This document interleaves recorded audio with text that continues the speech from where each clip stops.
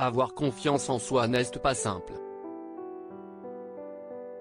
Surtout quand tout au long de son enfance, on a été la cible de moqueries de la part de ses camarades de classe.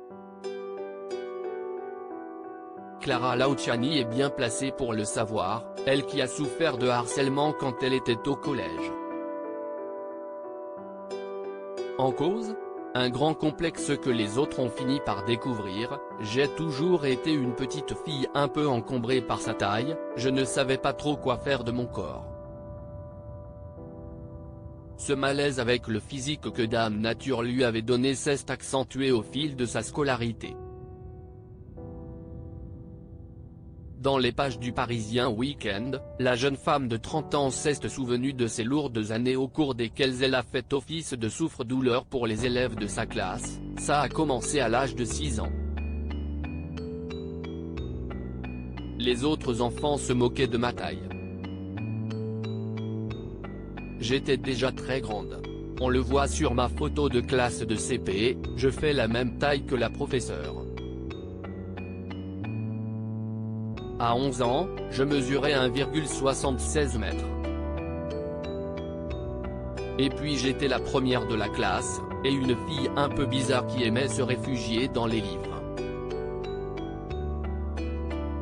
Et, quand on a des différences, ça ne loupe pas, malheureusement. J'ai été raillée, la grande asperge, quel temps il fait là-haut, t'es moche. Les choses sont même allées plus loin, des petits malins s'amusaient à mettre des punaises ou des cartouches d'encre ouvertes sur ma chaise. Ça a pris de telles proportions que j'allais à l'école la boule au ventre avec l'envie de disparaître. J'étais très seule. Je me sentais rejetée, nulle, moche, et incapable de rentrer dans le moule. Ça a duré le temps du collège. Heureusement, Clara Luciani a pu compter sur le soutien d'une professeure qui lui a permis de gagner confiance en elle.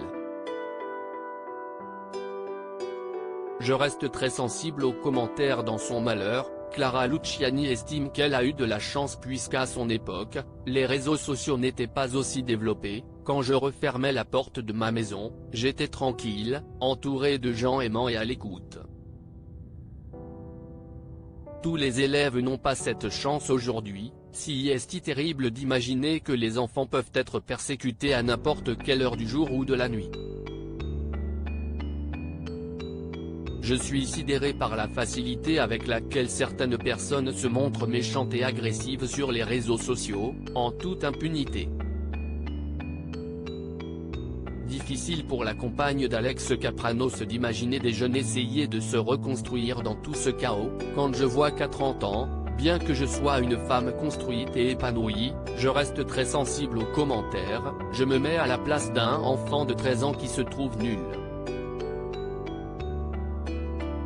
Et je repense à moi au même âge. Je pourrais lui conseiller d'écrire ou de dessiner.